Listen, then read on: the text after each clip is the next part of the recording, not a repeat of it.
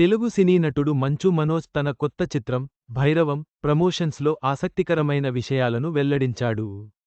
అర్జున్ రెడ్డి, రామ్ చరణ్, రచ్చ, నాగచైతన్య, ఆటోనగర్ సూర్య వంటి సినిమాలను చేయడానికి అవకాశం వచ్చిందని, కానీ వేరే కారణాల వల్ల చేయలేకపోయాడని తెలిపాడు. మంచు మనోజ్ చాలా కాలం తర్వాత సాలిడ్ కమ్బ్యాక్ ఇవ్వడానికి రెడీ అయ్యాడు. ఇందులో భాగంగా విజయ్ కనకమేడల దర్శకత్వంలో భైరవం సినిమాతో మన ముందుకు వచ్చాడు. ఇక ఈ మూవీలో మనోజ్తో పాటు రోహిత్, బెల్లంకొండ సాయి శ్రీనివాస్ కూడా నటిస్తున్నారు. అయితే ఎన్నో అంచనాల నడుమ ఈ చిత్రం నేడు థియేటర్లలో రిలీజ్ అయి పాజిటివ్ టాక్ తెచ్చుకుంటుంది.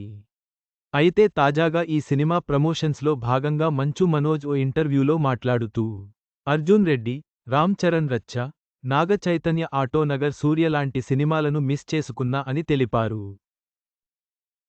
అప్పట్లో డేట్స్ అడ్జస్ట్ అవ్వక, వేరే పరిస్థితుల కారణంగా ఆ సినిమాలు చేయలేకపోయా అని చెప్పాడు మనోజ్.